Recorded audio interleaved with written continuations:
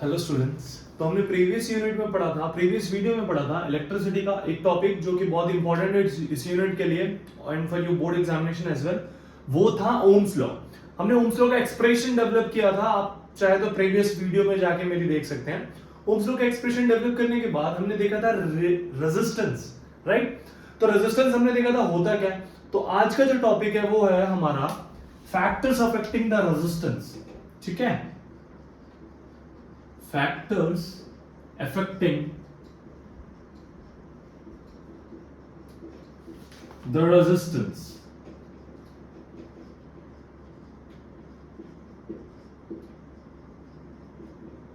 ठीक है, factors affecting the resistance. तो रेजिस्टेंस को जैसा कि आप सब जानते हैं, रेजिस्टेंस को हम डिनोट करते हैं कैपिटल आर से। तो जो फर्स्ट फैक्टर है वो कहता है कि resistance of a conductor is directly proportional to the length of a conductor। resistance of a conductor is directly proportional to the length of a conductor। अब मान लो कि ये वायर है, ठीक है, ये है हमारा वायर। तो इसका जो रेजिस्टेंस होगा वो डायरेक्टली प्रोपोर्शनल होगा इसके लेंथ के। ठीक है, अब इसी वायर को अगर मैं और लंबा कर देता हूं, मतलब अब हम एक लेंथ ऐसा वायर लिए जिसकी लेंथ ज्यादा होगी, तो अगर किसी मटेरियल, अगर किसी कंडक्टर का, अगर किसी मटेरियल का लेंथ ज्यादा है तो क्या होगा, रेजिस्टेंस भी ज्यादा होगा। ऐसा क्यों? Because it is directly proportional to each other, right. तो resistance of a conductor is directly proportional to the length of a conductor. हम इसको दे देते हैं फर्स्ट इक्वेशन। ठीक है, नेक्स्ट, रेजिस्टेंस जो है वो इनवर्सली प्रोपोर्शनल है क्रॉस सेक्शन एरिया के। इसका मतलब अगर किसी मटेरियल का क्रॉस सेक्शन एरिया ज्यादा, जैसे ये होता है क्रॉस सेक्शन, मतलब क्या होता है, एक सेक्शन होगा उसका क्रॉस सेक्शन, मतलब उसका टर्मिनल। एक हमने बहुत लंबा वायर ले लिया, उसके सेक्शंस में डिवाइड कर दिया। ठीक है, अब आपके लैंग्वेज में मैं बात करूं तो आपका एक सेक्शन होगा A B C D E F G H I, जो भी होगा। ठीक है, 10th A 10th B to F तक। अब 10th A का जो फर्स्ट रोल नंबर होगा एंड 10th A का जो लास्ट रोल नंबर होगा, दोज आर द टर्मिनल्स, या आप कह सकते हो कि सेक्शन के वो लास्ट। ठीक है, तो वैसे ही ये अगर वायर है तो वायर का ये एक टर्मिनल हो गया, ये एक टर्मिनल। तो क्रॉस सेक्शन का मतलब क्या हुआ, ये है क्रॉस सेक्शन। क्रॉस सेक्शन का मतलब ये पोर्शन। ठीक है, और ये जो पोर्शन दिख रहा है मुझे, ये एक सर्कुलर सेक्शन दिख रहा है। तो अगर इस सेक्शन का एरिया ज्यादा, तो हमारा जो रेजिस्टेंस होगा ना, इस मटेरियल का रेजिस्टेंस, वो कम हो जाएगा। और अगर इस सेक्शन का एरिया कम, जैसे कि ये रहा, ये पिन पॉइंट दिख रहा है आपको, अगर किसी मटेरियल के सेक्शन का क्रॉस सेक्शन कम, क्रॉस सेक्शन एरिया कम, तो रेजिस्टेंस क्या हो जाएगा, ज्यादा हो जाएगा। दैट मींस इनवर्सली प्रोपोर्शनल है, रेजिस्टेंस कम, सॉरी एरिया कम तो रेजिस्टेंस ज्यादा, एरिया ज्यादा तो रेजिस्टेंस कम। इतनी बात है।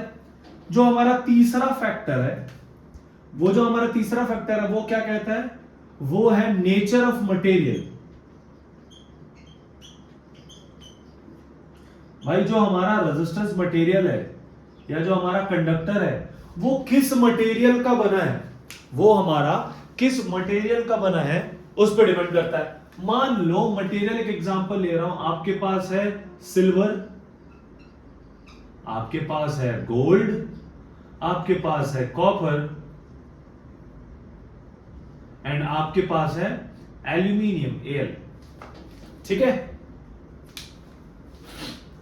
जनरली आपने जो घरों में देखा होगा वायर्स या क्रॉस सेक्शंस, वो एल्यूमिनियम एंड मोस्टली कॉपर के होते हैं। ठीक है, जो एसी का वाइंडिंग होता है, फैन का वाइंडिंग होता है, सब इसके अंदर जो वायर्स यूज करते हैं ना, वो कॉपर का होता है। आपने देखना, आप जब एसी खरीदने जाओगे या अच्छी क्वालिटी की फैन खरीदने जाओगे या कूलर या कोई भी चीज, उसमें एक मेंशन होगा, एक उसका स्पेसिफिकेशन का मोस्ट इंपॉर्टेंट पॉइंट 100% कॉपर, देखा होगा ना आपने, राइट। तो ये जो 100% कॉपर होता है वो प्यूरिटी बताता है, वो ये बताता है कि वो कितना अच्छा कंडक्ट कर सकता है, राइट।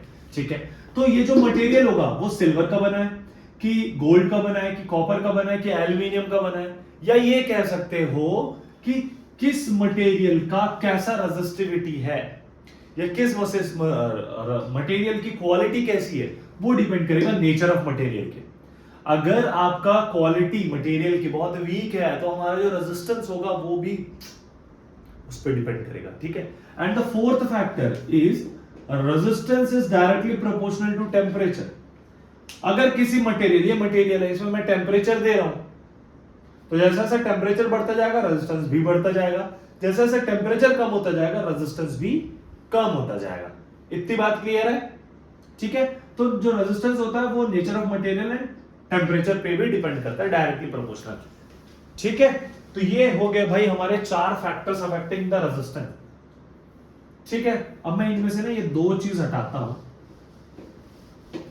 अब एक चीज देखना, हमने ये तो देख लिया R प्रोपोर्शनल टू L है, R inversely proportional to A है, एंड हमने दोनों को इक्वेशन भी दे दिया है, राइट। तो इक्वेशन देने के बाद हम क्या करते हैं, हम लिख रहे हैं फ्रॉम इक्वेशन 1 एंड 2।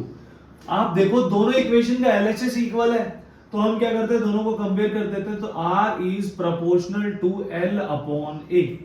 ये क्लियर है, कहां से आया, ऊपर L है, ये 1/A है, तो दोनों मल्टीप्लाई हो गए तो L/A हो गया। अब हमको पता है प्रोपोर्शनल साइन कभी इक्वेशन नहीं बन सकता। अगर हमको इक्वेशन बनाना है तो we need to remove the proportionality sign. यही होता है ना, हमको प्रोपोर्शनैलिटी साइन को क्या करना पड़ेगा, रिमूव करना पड़ेगा। तो जब हम प्रोपोर्शनैलिटी साइन को रिमूव करेंगे तो एक कांस्टेंट ऐड होगा। तो यहां पे प्रोपोर्शनैलिटी साइन को रिमूव करने के बाद जो एक कांस्टेंट ऐड होगा मैं पहले से लिख देता हूं, इसको कहता है रो, रो, ठीक है। तो R is equals to proportional sign हटा, एक कांस्टेंट आ गया रो, और जो था as it is L upon A, ठीक है। तो ये हो गया भाई रेजिस्टेंस या फैक्टर्स अफेक्टिंग द रेजिस्टेंस। तो रेजिस्टेंस निकालने के एक और फॉर्मूला आपको पहले आ गया था, एक ओम्स लॉ से, एक आया अभी। तो इसमें से जो सबसे इंपॉर्टेंट रोल प्ले कर रहा है वो है रेजिस्टिविटी, दैट इज रो। रो को अगर मैं वैल्यू निकालनी हो तो A इधर ट्रांसपोज हो जाएगा, L इधर, so it will be equals to RA/L।